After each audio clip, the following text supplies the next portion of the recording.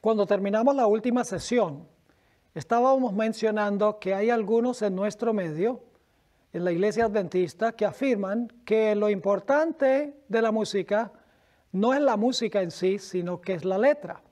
En otras palabras, se puede usar a cualquier clase de música con tal que tenga letra sagrada. En realidad, nos dimos cuenta que los científicos, al igual que la Biblia y el espíritu de profecía, están en desacuerdo con este concepto. Los mismos músicos mundanos están en desacuerdo con este concepto. La música en sí tiene poder para elevar o tiene poder para degradar. Debemos recordar, mis queridos hermanos, que el primer músico de la historia, la primera criatura musical, fue un personaje llamado Lucifer. Así que Lucifer conoce muy bien las características de la música y el poder que tiene para elevar y también para degradar. Sabemos que Lucifer en realidad fue creado para ser músico. Así lo dice Ezequiel 28 y el versículo 13. Se declara allí que Dios creó instrumentos musicales para Lucifer en el día que Lucifer fue creado. Además de eso, el espíritu de profecía nos enfatiza que Lucifer era el director de los coros celestiales. Algunos directores de jóvenes han negado de que Lucifer era el director de los coros celestiales, pero los que declaran eso están en desacuerdo con el espíritu de profecía, porque en el libro Historia de la Redención, página 25, encontramos la siguiente cita. Satanás había dirigido el coro celestial, había dado la nota, luego toda la hueste angélica se había unido a él, y entonces en todo el cielo habían resonado acordes gloriosos en honor de Dios y su amado Hijo.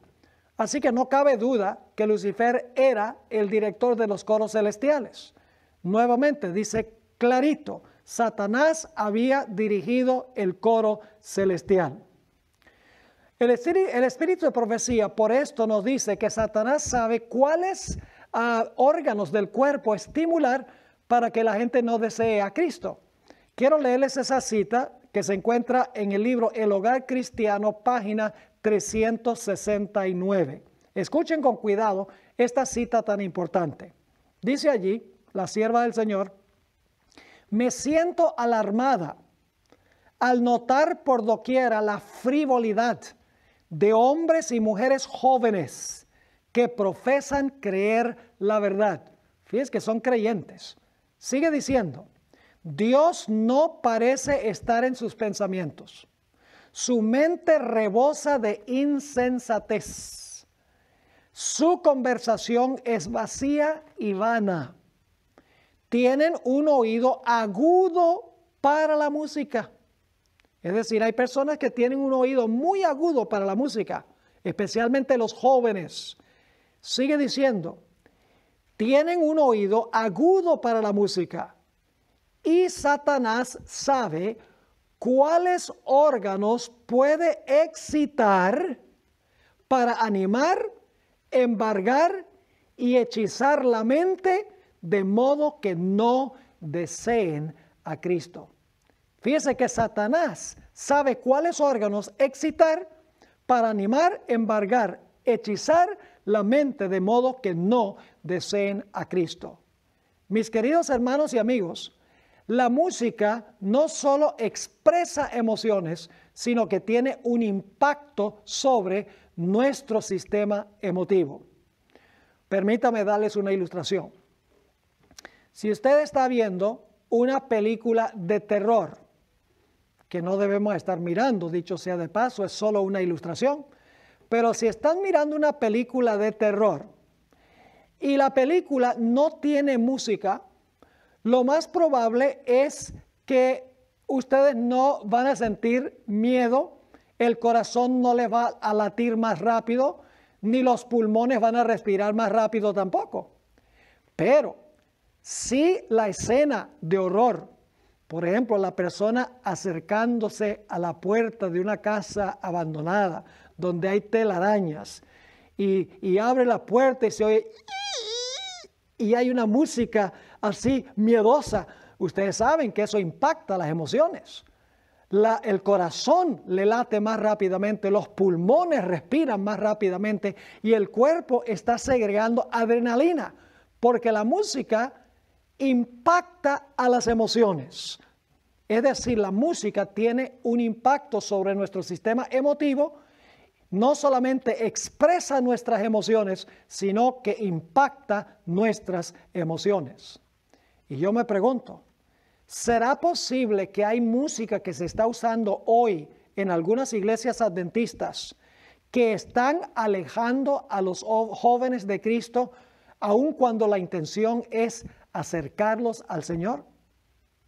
Una vez conversaba yo con unos pastores en una reunión de obreros a donde me habían invitado a hacer una presentación de una serie de temas. Después de una de mis presentaciones a donde toqué el tema de la música, vinieron al frente 3 pastores y uno de ellos con un tono desafiante me dijo: necesitamos el estilo de música contemporánea para retener a los jóvenes en nuestras iglesias. Yo escuché y luego le pregunté a este pastor: ¿cree usted que cualquier clase de música cristiana contemporánea es apropiada para los cultos de la Iglesia Adventista del Séptimo Día? Bueno, inmediatamente él contestó: no, yo no creo que toda música cristiana contemporánea sea apropiada para una reunión o un culto adventista. Entonces le hice la siguiente pregunta: ¿cuál música es apropiada y cuál no es? Quiero decirles que hubo un total silencio por unos pocos segundos. Y uno de los pastores me miró a los ojos y contestó: muy buena pregunta. No había pensado en eso antes.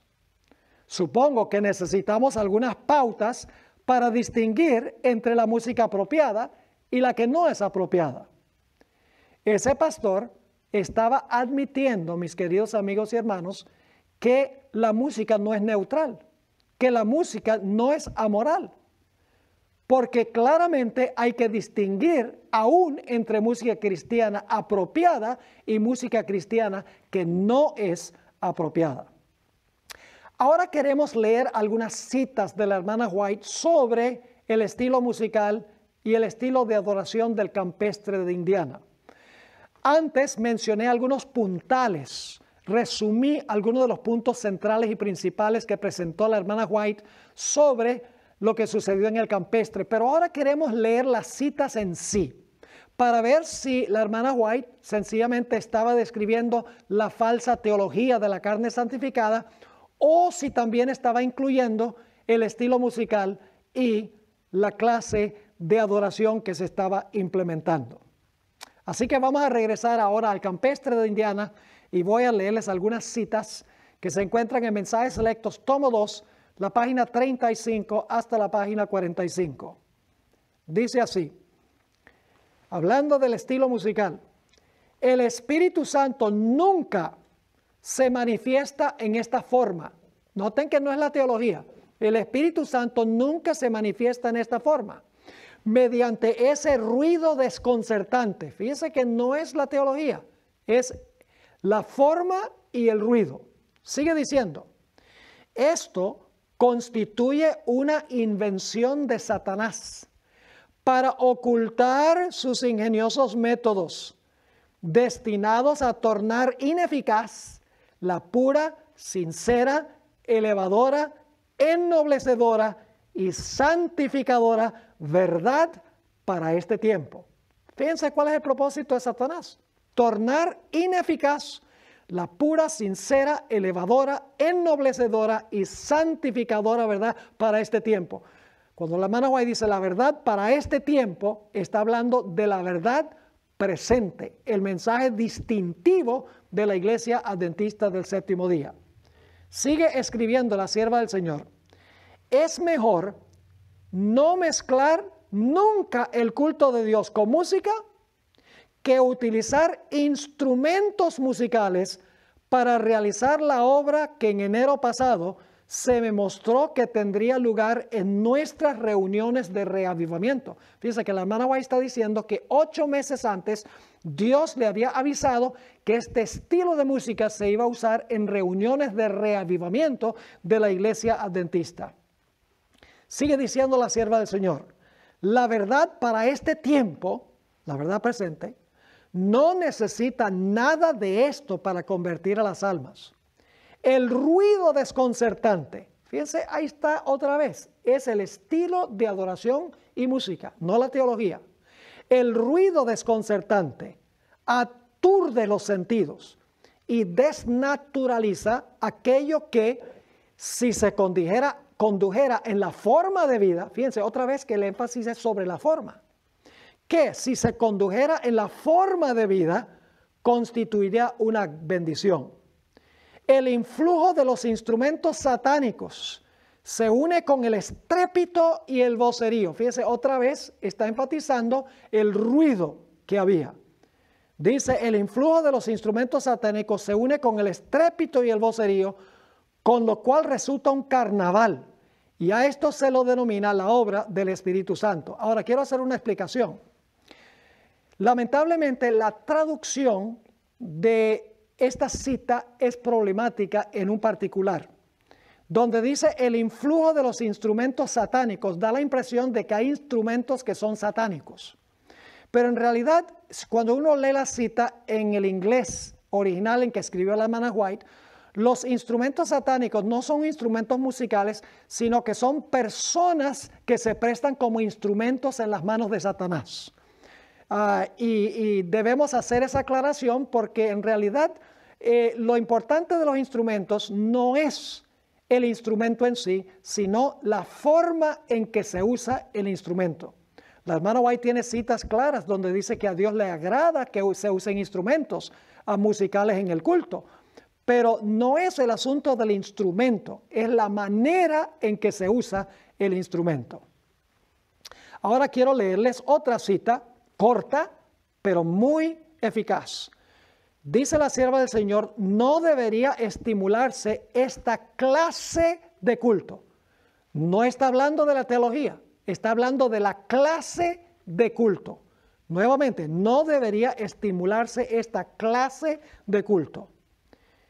Un poco más adelante la sierva de Dios dice, no resumiré toda la historia porque es demasiado penosa. Pero en enero pasado, 8 meses antes del campestre de Indiana, el Señor me mostró que en nuestras reuniones de reavivamiento se introducirían teorías y métodos erróneos. No solamente teorías, sino métodos erróneos. Y que se repetiría la historia pasada, porque la hermana White tuvo una experiencia con este mismo estilo de adoración y con estas mismas doctrinas poco después de 1844. Así que ella dice, nuevamente, no resumiré toda la historia porque es demasiado penosa, pero en enero pasado el Señor me mostró que en nuestras reuniones de reavivamiento se introducirían teorías y métodos erróneos y que se repetiría la historia pasada. Luego ella menciona su reacción. Me sentí angustiada. Se me instruyó para que dijera que en esas demostraciones estaban presentes demonios en forma humana, que trabajaban con todo el ingenio que Satanás puede emplear para hacer que la verdad presente resultase odiosa para las personas sensibles. Debía decir, además, que el enemigo estaba tratando de disponer las cosas de tal modo que las reuniones de reavivamiento, fíjense cuál es la agenda de Satanás. Dice, nuevamente, debía decir además que el enemigo estaba tratando de disponer las cosas de tal manera o tal modo que las reuniones de reavivamiento que han sido el medio de presentar la verdad del tercer ángel ante las multitudes, lleguen a perder su fuerza y su influencia. Fíjense, el propósito de Satanás en este estilo de adoración era hacer que la verdad resultase ociosa y que la verdad del mensaje del tercer ángel perdiera su fuerza y su influencia. Lo que Satanás odia es el mensaje y usa el estilo de adoración para amortiguar el mensaje. En otra cita en las mismas páginas dice el Señor: el Espíritu Santo no tiene nada que ver con ese desorden perturbador. Fíjense otra vez la idea sobre el desorden. Y esa varaunda que me fueron mostrados en enero pasado. Satanás trabaja en medio del estruendo y de la confusión, escuchen bien ahora, producida por esa clase de música.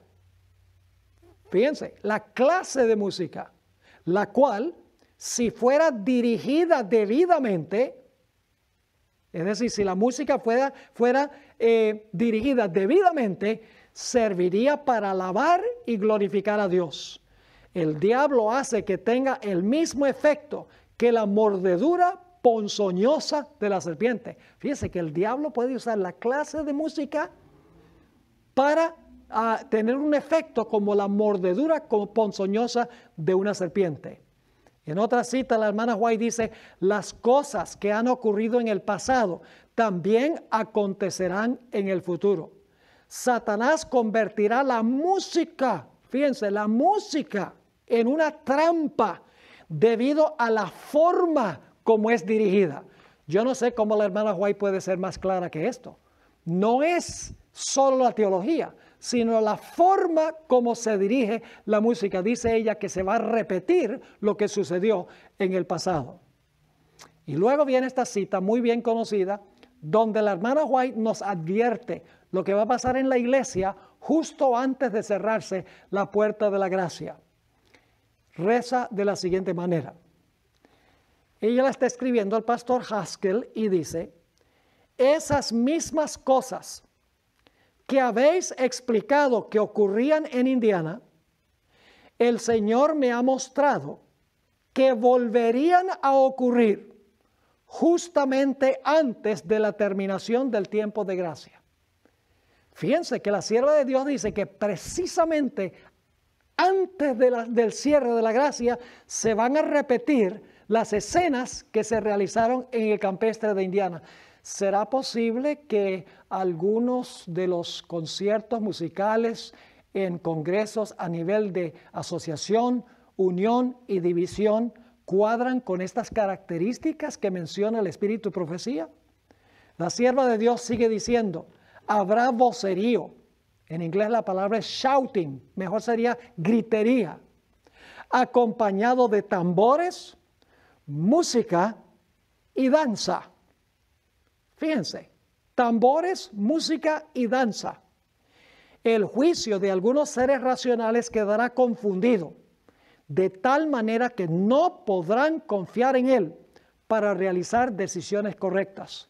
Y a esto consideran como la actuación del Espíritu Santo. Ustedes notarán en estas citas que la hermana White repetidas veces enfatiza la importancia de la verdad presente en nuestras reuniones de reavivamiento. La música que se usa en nuestros cultos debe transmitir el mensaje peculiar y la misión especial de la Iglesia Adventista del Séptimo Día para estos últimos días. No podemos meramente cantar los coritos repetitivos e insípidos de alabanza que han sido compuestos por los evangélicos y carismáticos, pues ellos están inconscientes, mis hermanos y hermanas, de lo que está haciendo Jesús ahora mismo en el lugar santísimo del santuario celestial. Ellos están adorando en el atrio y en el lugar santo, en tanto que Jesús se encuentra desempeñando su obra en el lugar santísimo. Un individuo que aprueba de la música cristiana contemporánea en la iglesia, me escribió y me dijo: ese testimonio que da la hermana White, donde dice que lo que ocurrió en Indiana va a ocurrir nuevamente poco antes de cerrarse la puerta de la gracia, era que la hermana White pensaba que la puerta de la gracia se iba a cerrar poco después del año 1900. Poco antes del año 1900, Y lo que sucedió en 1900 era la evidencia de que la puerta de la gracia estaba pronto a cerrarse. Ahora, este concepto que tiene esta persona no es de confianza. Yo escribí un documento de 28 páginas analizando esta cita frase por frase del espíritu de profecía. Y descubrí, usando otras citas de la hermana White, que cuando ella dice que lo que ocurrió en Indiana volvería a ocurrir justo antes de cerrarse la puerta de la gracia, ella no estaba hablando de algo que iba a ocurrir en el año 1900 como señal de que la puerta de la gracia estaba pronto a cerrarse, sino que está prediciendo que lo que pasó en Indiana iba a suceder de nuevo en el futuro, poco antes de cerrarse la puerta de la gracia para el mundo. Si alguno tiene interés en conseguir ese documento que escribí, pueden comunicarse con nosotros y con mucho gusto se lo podemos mandar electrónicamente. El problema que afrontamos hoy, mis hermanos, en la iglesia es mucho mayor y más complejo que meramente la música. He encontrado que las iglesias que apoyan la música cristiana contemporánea quieren que el servicio conste mayormente de música de alabanza, dejando muy poco tiempo para la predicación de la palabra de Dios. Muchas de estas mismas iglesias que quieren que el culto se centre en la música, no quieren que se cite nunca el espíritu de profecía desde el púlpito. No quieren que se presente el concepto de las profecías que tiene la iglesia adventista. No desean que se presenten las doctrinas distintivas de nuestra iglesia. Y además no quieren que se hable de asuntos que tengan que ver con nuestro estilo de vida, tales como la dieta, la vestimenta y la forma como nos entretenemos. Mis hermanos y hermanas, en muchas iglesias la música ha llegado a ser un fin y no un medio para alcanzar un fin. La música, hermanos, debe ser el apoyo del mensaje y no el apéndice del mensaje. El sermón debe ser el plato principal y la música debe ser el postre. Donde quiera que viajo, oigo quejas, mis hermanos y hermanas, de cómo la verdad presente ha sido eclipsada y aún devorada por músicos y por música. Es decir, la música, en vez de ser un medio, ha llegado a ser un fin en sí mismo. En vez de ser la música la sierva del mensaje, la música se ha convertido en el Señor de la música. No me entiendan mal. La música es muy importante. Hay músicos consagrados al Señor que presentan música apropiada. No estoy diciendo que los cultos deben carecer de buena música. No, la música es muy apropiada y necesaria en el culto. Pero mis hermanos y hermanas, la música no debe ser el centro del servicio. La música debe ser el apoyo del mensaje de la verdad presente. Es mi oración y mi deseo que al haber escuchado este tema, todos tomemos conciencia y nos unamos para adorar a Dios y para rendirle el culto que Él se merece de acuerdo a la voluntad de Él, como se revela en la Biblia y el espíritu de profecía.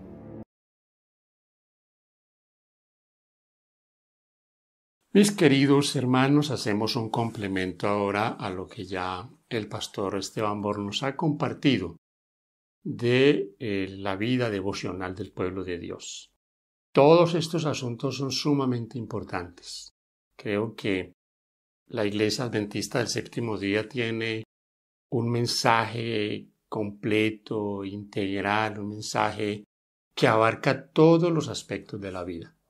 Por lo tanto, nosotros tenemos a nuestro alcance todos los recursos para vivir una vida cristiana acorde con lo que Dios espera de su pueblo. Y en todos los aspectos, en todos, en el vestir, en la música, en el comer, en las actividades de recreación, absolutamente tenemos luz, orientación para todo. Así que no podríamos nosotros decir que no estamos orientados.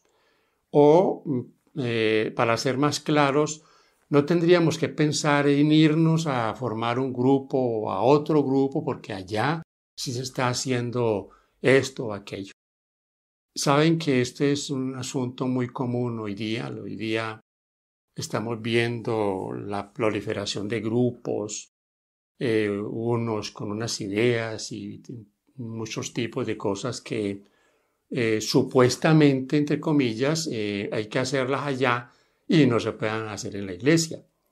Y yo me pregunto, ¿qué no podemos nosotros hacer en la iglesia? ¿Tú no podrías consagrarte en la iglesia?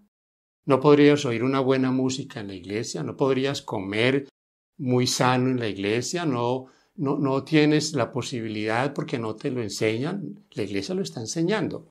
La iglesia lo está compartiendo. La iglesia tiene todo. Entonces, fíjense que a veces el remedio supuestamente se vuelve en algo peor que la enfermedad. Porque muchos se van a estos grupos y se convierten en unos críticos acérrimos. Se convierten en señaladores de todo lo que la iglesia hace. No hay nada que la iglesia haga que a ellos les sirva. Todo, absolutamente todo. Comienzan como con la lupa a buscar cualquier detalle para pegarse de ahí y hacer alarde de santidad criticando a los demás. Yo me pregunto, ¿en dónde dice en la Biblia que los criticones van a ir al cielo? Una pregunta que me hago de manera personal. Yo no encuentro eso ni en el Espíritu de Profecía ni en la Biblia.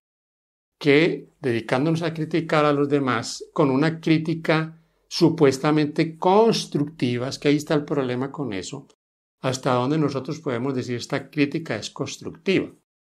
Pasa como quien dice que en el caso de las damas que se pueden maquillar pero que sin pasarse no, como de un estándar. ¿Y quién dice hasta dónde es el maquillaje? ¿Quién dice que finalmente no terminan embadurnadas de un montón de cosas? O como aquellos que de credos religiosos que dicen que un creyente se puede tomar unos tragos, 2 o 3 cervezas y que ahí no tomar más para que no vaya a embriagarse. Y yo me pregunto, ¿con cuántas cervezas o tragos comienza un borracho? Con uno. Después de que se toma uno, se toma 2, 3 y ahí ya pare de contar. Se toma la botella y sigue con todo lo que encuentre. Entonces no hay, hermanos queridos, un pari ahí que ya estás criticando más de lo justo, ¿no? A veces esas críticas que llamamos constructivas son destructivas porque se pasan de lo que podría ser algo edificante a convertirse en algo mordaz. Digo todo esto porque estamos hablando en lo que venimos compartiendo de nuestro estilo de vida. ¿Qué es la vida cristiana, mis hermanos y amigos? Es un estilo de vida. Y es un estilo de vida de cada creyente. Este no es un asunto que tengamos que esperar, pues, que todo mundo se consagre o que otros se consagren a Dios, comiencen a practicar las cosas para yo practicarlas, ¿no? Yo creo que si cada uno de nosotros comenzamos a hacer las cosas de manera individual, a hacer las reformas, a reavivarnos, entonces vamos a ir viendo en la iglesia un reavivamiento colectivo. Pero estamos esperando que uno lo haga, estamos esperando que los líderes lo hagan. No podemos hacer eso. Si tenemos que cambiar, como lo que nos ha expresado el pastor Esteban Bor en estos asuntos, si tenemos que cambiar de estilo de vida en cuanto a la música, ¿qué estamos esperando? Lo podemos hacer perfectamente.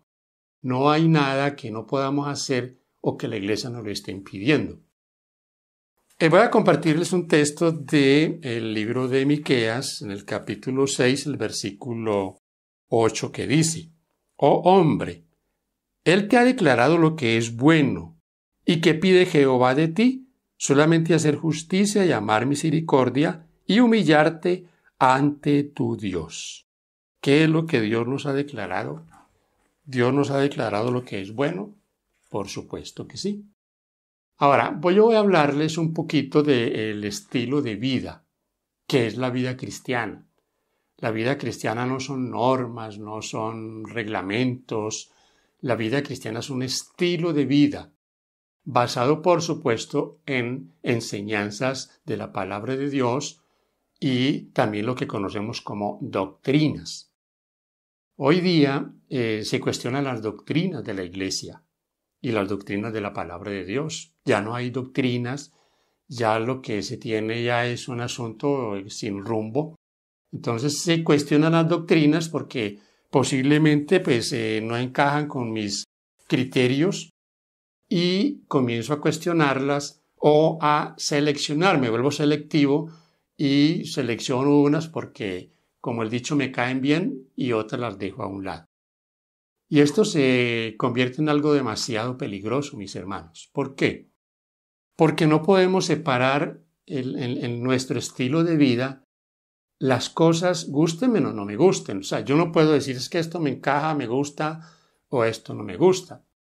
Y un ejemplo aquí claro es lo que tenemos los adventistas del séptimo día como ayuda para nuestro entendimiento de la palabra de Dios, el espíritu de profecía.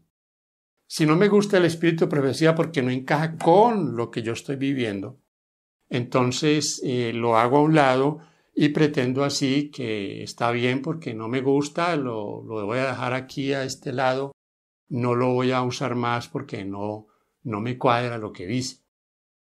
Y una cosa es que hayan cosas que a mí no me cuadren porque son antibíblicas y otra cosa es porque a mi estilo de vida no me sirve. Así que hay que tener cuidado con eso porque muy claro el Señor Jesús habló de sus enseñanzas. Dice en Mateo 28 claramente, enseñándoles que guarden todas las cosas que yo os he mandado. En otras palabras, tenemos enseñanzas de la palabra de Dios o doctrinas de la palabra de Dios que debemos nosotros poner en práctica.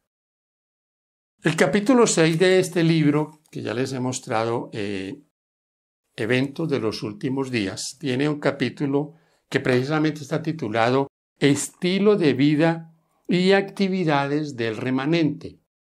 Estilo de vida y actividades. En este capítulo, y vamos a ojear un poquito de él, vamos a encontrar que esto es un asunto muy integral. No es un asunto aislado, de temas aislados, no es un asunto en un conjunto de cosas que van perfectamente unidas, o sea, que encajan en la vida de un creyente. Entonces, no podemos separar una de la otra. Esto es como una cadena. Y una cadena a la que se le daña un eslabón, se le parte un eslabón, comienza a tener problemas. Así que no podemos separar una cosa de la otra. Voy a leer algunos pensamientos de aquí. Comenzamos hablando de un estilo de vida del remanente de servicio. A eso nos ha llamado el Señor, a ser servidores, no a ser servidos. Entonces, fíjense lo que dice en el primer párrafo de este capítulo. Dios ha esperado por largo tiempo que el espíritu de servicio se posesione de la iglesia entera, de modo que cada miembro trabaje por él según su capacidad. Cuando los miembros de la iglesia de Dios efectúan su labor señalada en los campos menesterosos de su país y en el extranjero, en cumplimiento de la comisión evangélica, pronto será amonestado el mundo entero, y el Señor Jesús volverá a la tierra con poder y grande gloria. ¿Se fijan el asunto de comenzar como servidores? Comenzar como los que tienen un mensaje, pero que es un mensaje de servicio. El Evangelio es un mensaje de servicio. ¿Soluciona la palabra de Dios los problemas del hombre? Claro que sí. ¿Cómo lo soluciona? Cuando el hombre comienza a integrar a su vida un estilo de vida. Y un estilo de vida con un punto como de partida para que ese estilo de vida sea firme. Y el punto de partida es Jesucristo. Cuando ponemos nuestra mira en Jesucristo, entonces todo lo que hacemos tiene sentido. Y hemos dicho esto en otras intervenciones. Todo lo que hagamos sin Jesús comienza a ser simplemente formalismo. Solamente religiosidad. Fíjense ustedes, esto se llamaría solamente religiosidad, pero no un estilo de vida con siempre el pensamiento de que lo que hacemos lo hacemos, como dice en 1 Corintios 10, hacerlo todo para la gloria de Dios. Así que no hay 10:31 de 1 Corintios. Entonces fíjense que no hay nada independiente allí, no, todo para la gloria de Dios. No hacemos las cosas ni para nosotros mismos, ni para exaltar a los demás, sino para la gloria de Dios. Y haciendo eso, se reciben beneficios de todo tipo. No solo los recibe el que está compartiendo, sino también aquel que los está recibiendo. Valga la pena que quede claro. Aquí en la página 64 dice, ahí el subtítulo de este párrafo que voy a leerles es negociar entre tanto que voy. Y me llama la atención aquí mucho el asunto porque mientras estamos en preparación y estamos en este mundo, estamos laborando, estamos trabajando, estamos en las actividades que debemos realizar. ¿Cómo dice? Dice, negociar entre tanto que regreso. Lucas 19:13. Quizás transcurran apenas unos pocos años antes que termine la historia de nuestra vida, pero debemos negociar hasta entonces. Cristo quisiera que cada uno se educara a sí mismo para reflexionar con calma respecto a su segunda aparición. Todos han de investigar la palabra de Dios diariamente, pero sin descuidar los deberes presentes. Y escuchen esta parte que es bien interesante.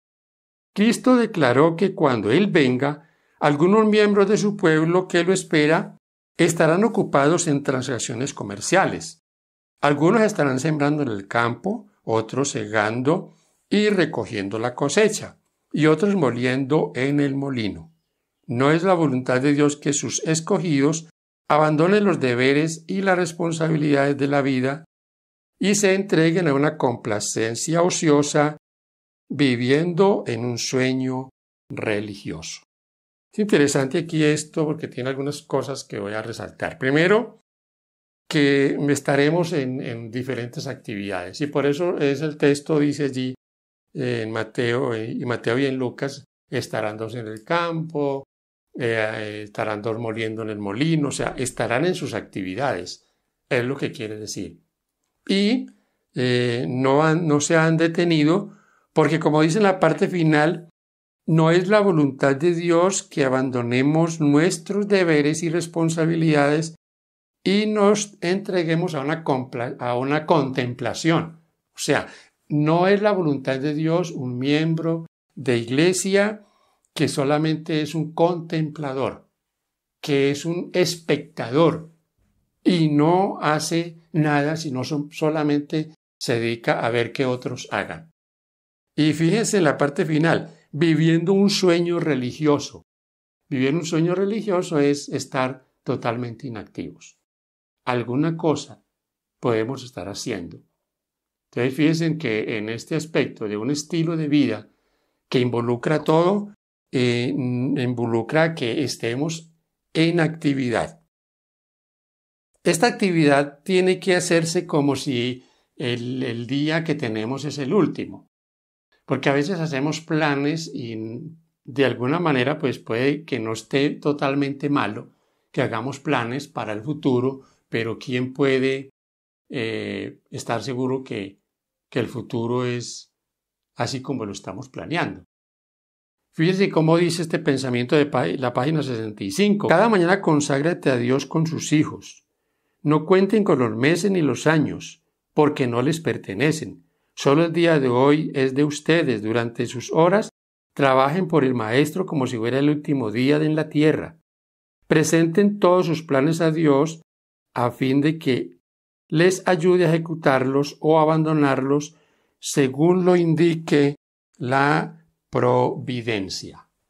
Se vean, este es el día de hoy, es el día que debemos trabajar. Mañana sí, mañana tenemos actividades que hacer, estamos pensando en cosas que haremos a futuro, pero comenzamos a pensar o a vivir las cosas en el presente, porque el mañana no lo sabemos. Aquí voy a comenzar a hablar un poquito de algunos detalles en cuanto a doctrinas. Yo he compartido mucho el tema de que no podemos esperar a hacer ciertas cosas con toda referencia, respeto, con interés, hasta que nos lleguen ciertas señales. Y en este caso le estoy hablando del sábado. No podemos esperar guardar el sábado cuando vengan noticias de que ya tenemos que decidir si guardamos el sábado o el domingo. Algunos andan muy preocupados por la ley dominical. Y todo lo que se mueva en cuanto a algo que tenga que ver con esto, inmediatamente levantan una columna de humo. Y como vemos siempre que van pasando ciertas cosas, entonces baja la calma, vuelve y todo queda en orden. Eso lo vimos en la pandemia, cuando llegó la pandemia, que nos están encerrando porque esto es un experimento, que ya viene la ley dominical, que, hermanos, eso va a llegar, pero no va a llegar porque lo diga este o aquel predicador, va a llegar porque está escrito, está profetizado que así será. Por lo tanto, no depende de mí que yo lo diga. Entonces, hoy debemos nosotros tener el cuidado de estar haciendo las cosas de Dios correctamente, porque mi preocupación es esta. ¿Quién le dice a uno que si hoy es descuidado en cuanto a observar el día de reposo como debe ser, lo va a hacer cuando le quieran imponer otro día? Lo dudo. Dudo que quien sea descuidado ahora vaya a hacer las cosas después. Voy a leer un poquito de acá de esta página 65 en este párrafo que habla del día de reposo. Durante toda la semana debemos recordar el sábado y hacer preparativos para observarlo de acuerdo con el mandamiento. No hemos de observar el sábado meramente como un asunto legal. Es preciso comprender su relación espiritual con todas las transacciones de la vida.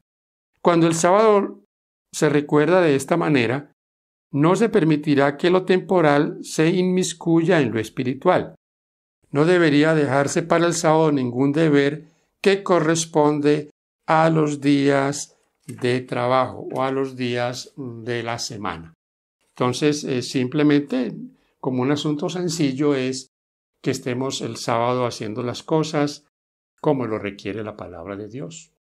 Un día, por supuesto, de actividad en cuanto a las reuniones, la congregación, pero un día también que tenga que ver con actividad misionera, con asistencia social, con visitación a algún enfermo, a un hospital, visitación o compartir la palabra de Dios. Entonces, es un día para estar en esa actividad.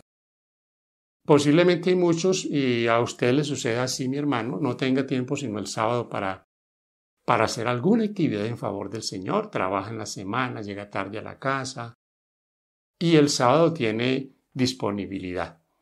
Y qué bendición cuando usted hace ese esfuerzo de no dedicarse el sábado a dormir, sino dedicar un tiempito para ir a visitar a alguien y compartir con él la palabra de Dios, para ir donde un hermano que esté enfermo, un amigo. Bueno, una actividad espiritual. Y eso es agradable, eso conforta. Y no solo nos conforta a los que lo podemos hacer, sino que conforta a aquel para el que nosotros hacemos este bien. Así que esto es bien importante. Ahorita viene otra piedra de tropiezo, lo digo así para muchos, los diezmos y las ofrendas. Fíjense ustedes en lo que estamos hablando de estilo de vida. Y los diezmos y las ofrendas son un estilo de vida. Un estilo de vida del creyente. Y voy a leer unos pensamientos aquí muy dicientes en cuanto a este asunto bien importante para el remanente en los tiempos finales. Posiblemente, y aquí ya me adelanto un poquito, llegará el tiempo cuando no habrá dónde enviar los diezmos. No hay posibilidades de enviarlos, hay problemas, tenemos restricciones, ya no tenemos cuentas bancarias. Y saben que saben ustedes que encontré un pensamiento donde dice que los pastores Un día ya no van a tener un salario, no van a estar dependiendo del salario, ya eso habrá terminado. Allí no podemos estar esperando, entonces ahora sí voy a volver los diezmos porque ya no, como ya no los recibe nadie, ¿a quién se los voy a entregar? Siempre he dicho, hermanos, seamos fieles en todo como el Señor nos lo ha requerido mientras lo podemos hacer. Porque cuando ya no se puede hacer, ¿ya para qué? Ya no tiene ningún valor, ningún significado. Hagámoslo ahora, permitamos que la obra avance. Fíjense ustedes, dice acá, el diezmo es sagrado, reservado por Dios para él mismo. Debe traerse a su tesorería a fin de ser usado para sostener a los obreros evangélicos en su trabajo. Lean cuidadosamente el capítulo de Malaquías 3 y verán lo que Dios dice acerca del diezmo. El Nuevo Testamento no promulga de nuevo la ley del diezmo, como tampoco la del sábado, porque la validez de ambas se da por establecida y su profundo significado espiritual se considera explicado. Me detengo acá de este párrafo para hacer el siguiente comentario. No hay allí en el Nuevo Testamento una orden clara en esta parte del diezmo, pero no quiere decir que no haya allí también luz sobre el diezmo. Por supuesto que lo hay, porque hay una obra para sostener, un ministerio para sostener. Y el apóstol Pablo lo expresó claramente. Y aún el Señor Jesús dio luz sobre ello. Nunca Cristo, a pesar de que la iglesia y el pueblo judío estaba en una situación de mucha desazón por la corrupción que había, nunca el Señor Jesús desaprobó que se llevaran ofrendas. Lo aprobó. Por lo tanto, esta parte, como dice el pensamiento, no tiene una nueva repetición porque se da por establecido. Y lo mismo el día de reposo, aunque hay muchos textos que hablan del día de reposo en el Nuevo Testamento, pero no encontramos uno así que diga debes guardar el día de reposo, que muchos quisieran encontrarlo así. Pero fíjense ustedes que tampoco hay una discusión en cuanto a si sí o si no. ¿Por qué en los evangelios atacaba al Señor Jesús en cuanto al sábado? Que porque él lo violaba. Pero usted va a ver que en los escritos del apóstol Pablo y de los apóstoles no hay ninguna discusión entre cuanto a si se debe guardar el sábado o no. No hay discusión. En Hechos 15 no se discute en el primer concilio de la iglesia si se debe guardar el sábado o no. Tampoco se discute lo del diezmo. Para ellos esto estaba, como ya lo leímos, claro. No había lugar a discusión. Se discutió sobre otros asuntos, sacrificó a los ídolos, la circuncisión, las leyes ceremoniales del Antiguo Testamento. Sobre eso se discutió, mas no sobre el día de reposo ni el diezmo. Termina este pensamiento diciéndonos: el Señor llama hoy a los adventistas del séptimo día de todo lugar para que se consagren enteramente a Él, haciendo todo lo que esté a su alcance para su obra, según las circunstancias en que se encuentren. Él desea que muestren por medio de dones y ofrendas generosas cuánto aprecian sus bendiciones y cuánta gratitud sienten por su misericordia. La caridad que se manifieste en el lecho de muerte no puede sustituir la benevolencia que se ejerce mientras está lleno de vida. Ninguno esté esperando a que esté para morirse para pensar que ahí va a ser fiel a Dios. Hágalo ahora, que tiene salud, que tiene vida. Preocúpese por la obra, que la obra avance. Y aquí en esta parte vale la pena que hagamos un comentario. Yo, por supuesto, no voy a decir que todo el ministerio adventista es un ministerio consagrado, que es un ministerio que le duele la obra y trabaja por ella con amor. Por supuesto, hay obreros asalariados, hay obreros que solo les interesa lo que tenga que ver con su sueldo y todas las cosas que puedan tener como beneficio. ¿Pero esa es una excusa para yo ser un infiel? Por supuesto que no. Esa no es una excusa. Un día el Señor va a llamar a cuentas a todos y va a llamar a cuentas a sus ministros infieles. pero también nos va a llamar a cuentas a nosotros. Así que no nos escudemos y no escudemos nuestra infidelidad por la infidelidad de otros. Yo debo decirles, hermanos, así como hay pastores que no sienten la obra, hay muchos pastores que sienten la obra. Usted lo percibe por su trabajo, por su abnegación. Entonces debemos de tener eso muy claro en nuestra vida. Un día no podemos ser contados con los infieles excusándonos en la vida de otros. Bueno, tenemos aquí, por ejemplo, también en esta actividad de la iglesia y en el estilo de vida, actividades como las instituciones. Y por supuesto que muchos tenemos esa carga de no ver más escuelas, de no ver centros de salud. Esa es una necesidad. Y en lugares se van levantando líderes y muchos hermanos que se preocupan por esto y que adelantan la obra en cuanto a bien ellos pueden en cuanto a estos temas. Porque esto es necesario, necesitamos, se requiere, la obra lo requiere en todo el mundo. Si ahora hablamos de que finalmente no va a haber pastores, entonces la obra ¿cómo se va a llevar a cabo? Pues de maneras diferentes.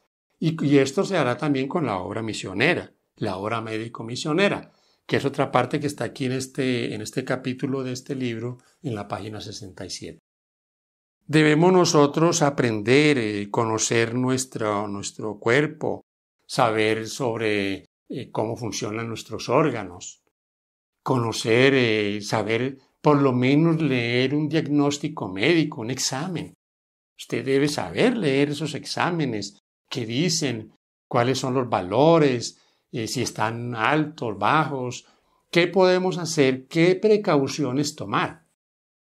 El mejor médico, mis hermanos, es miren, usted me diría, ¿cuál es el mejor médico? Sí, el Señor, Él es el mejor médico, Dios del cielo, pero Él no va a hacer las cosas por encima de mi indolencia. El Señor va a sanarme contando con la disposición mía para tomar las precauciones que debo tomar. Entonces, yo puedo tomar las precauciones. Soy el médico, yo soy parte del médico. El médico a usted le puede decir un montón de recomendaciones para el asunto de salud que usted tiene, pero si usted no toma esas recomendaciones, si usted no hace lo que el médico le dice, entonces ¿cómo va usted a mejorarse? Fíjense que solamente, y lo he dicho una y otra vez, solamente tomando agua se pueden curar muchas enfermedades. Pero muchos ni agua ni abstinencia de cosas dañinas. Y eso es la temperancia. Entonces, la obra médico-misionera va a ser fundamental en la parte final de la historia. Porque si no hay pastores, hoy el pastor va a muchos lugares y yo soy el pastor de la iglesia. Y se presenta, tiene sus credenciales. Puede decir uno, yo soy líder en la iglesia, soy anciano de la iglesia, soy adventista del séptimo día. Pero ¿qué tal el día que ya eso, pregonarlo sea un riesgo? Tengo algunos lugares que visitamos frecuentemente y en estos días me decía uno de los hermanos líderes de ese lugar que sería bueno que el pastor allá no fuera por algún tiempo porque hay problemas de orden público. Entonces fíjense, no son problemas de orden religioso, pero sí son problemas de orden público.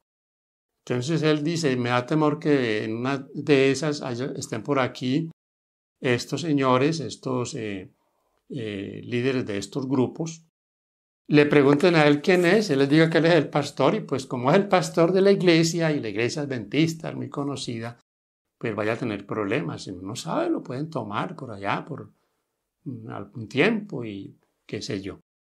Entonces se fija que muchas veces no será prudente si ese es el pastor. Decir que somos el pastor o que somos de la iglesia algún día va a ser problemático. Hay muchas cosas, mis hermanos queridos, y algunas cosas a algunos les incomoda. Y voy a finalizar tomando como referencia una, volver a la dieta original. Esto es algo que no podemos nosotros descartarlo. Qué bueno que tengamos esto presente, que pensemos en que si vamos a estar con el Señor por la eternidad, si vamos a ser huéspedes del cielo por 1000 años, y si luego volveremos a esta tierra, ya el Señor la hará nueva, no vamos a practicar lo que estamos practicando aquí. Por lo tanto, debemos pensar en que hay cosas que tenemos que dejar a un lado. Y esto me incluyo aquí. Tenemos que pensarlo con seriedad todos. Miren lo que dice en este pensamiento. Dios está tratando de conducirnos. Estoy leyendo en la página 68, último párrafo. Dios está tratando de conducirnos de vuelta, paso a paso, a su designio original, a saber, que el ser humano debería sustituir a base de los productos naturales de la tierra el consumo de carne con el tiempo. Será limitado entre aquellos que están esperando la venida del Señor. La carne dejará de formar parte de su alimento. Deberíamos mantener este objetivo en vista y tratar de trabajar firmemente en esa dirección. Aunque este no es el caballito de batalla de nuestro mensaje, es algo que tenemos que tenerlo en nuestra agenda. Agéndelo, hermano. Agéndelo. Piense que ese es su y mi responsabilidad. Volver a la dieta original. Porque el Señor necesita moldear nuestro carácter, cambiar nuestras inclinaciones. Nuestra tendencia es siempre al mal, a la lujuria, a nuestro mal carácter, nuestros enojos espontáneos por cualquier cosa. Esto muchas veces tiene que ver con la forma como nosotros nos alimentamos y hay que reconocerlo. Por lo tanto, tenemos que pensar en cómo sustituir algunas cosas. Fíjense que no es simplemente dejar de comer. Aquí tengo algo que tiene que ver con el ayuno. ¿Y qué es el ayuno? El ayuno es abstenerse de lo malo, no es tanto aguantar hambre, mi hermano. Usted puede ayunar un sábado todo el día y las veces que quiera. Pero ¿qué nosotros, y perdónenme esto como lo voy a decir, qué nos ganamos si después volvemos a alimentarnos de cosas dañinas? Mejor ayunemos de cosas que no son buenas para el organismo. Algunos todavía toman café.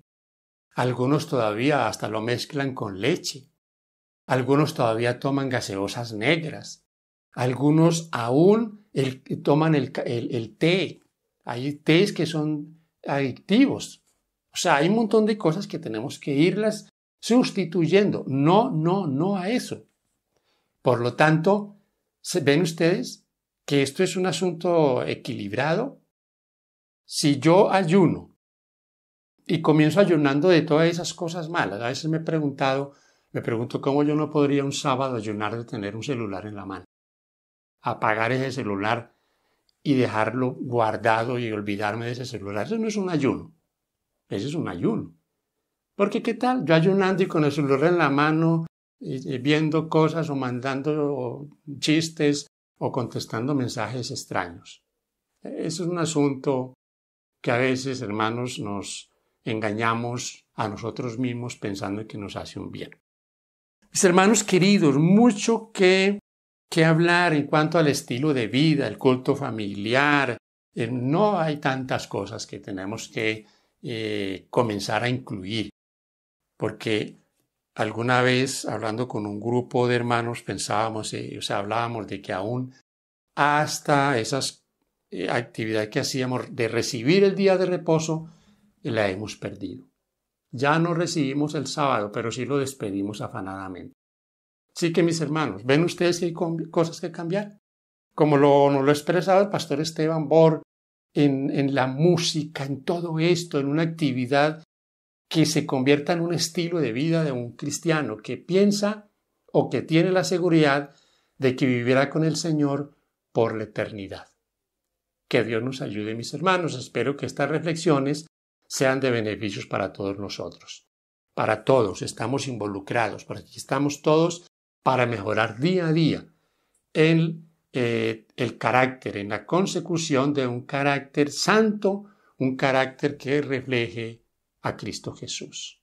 Gracias por acompañarnos hasta este punto, por compartir y por suscribirse a este su canal Viviendo en la Palabra. Bendiciones.